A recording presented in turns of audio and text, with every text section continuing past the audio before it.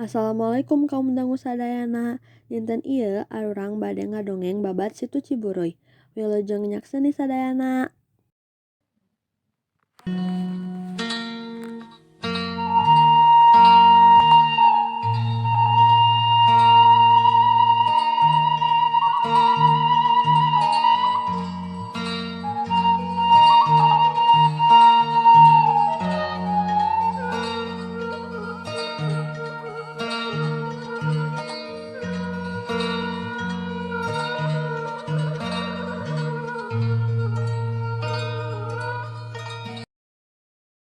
Baheula di Tatar Sunda aya hiji tempat anu katelah Situ Ciburuy.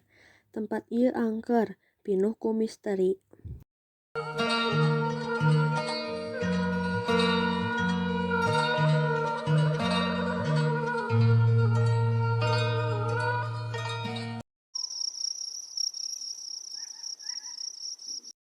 Tong deket ka Situ Ciburuy loba nu ngaleungit di ditu.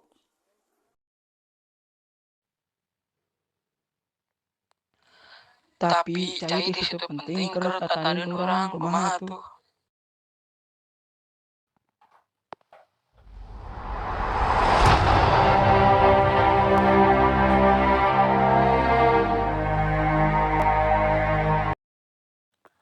Para wargi ngungsi di sisi situ.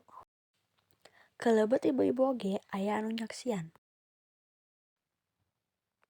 Mun kitu terus, kumaha urang bisa hirup? Dadang urang garing. Meureun ieu mah kutukan ti karuhun.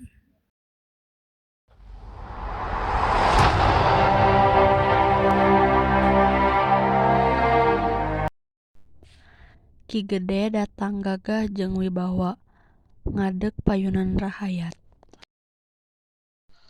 Tong sieun kuring rek tapa brata di dieu minta berkah ti Gusti. Mugi aya tempat jadi rahmat keur urang sadayana.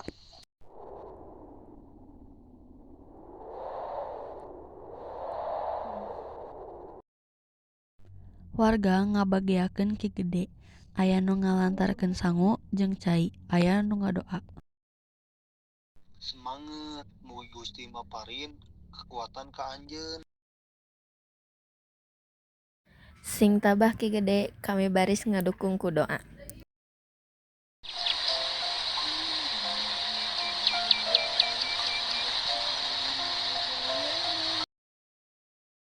Nalika anjeunna tapa, cahaya turun tina langit. Sora misterius ngaleungit. Situ robah jadi herang jeung endah.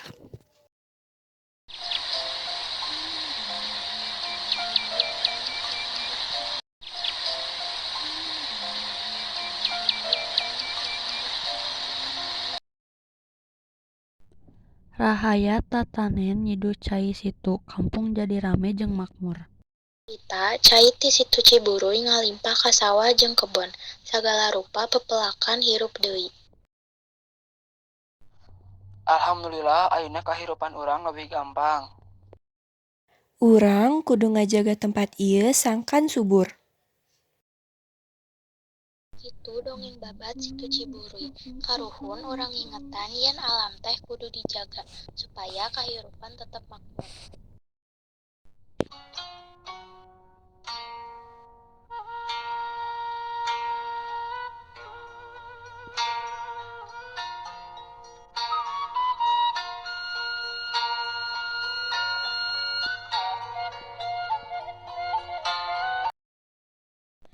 Sakitu wae dongeng anu bisa dicaritakeun.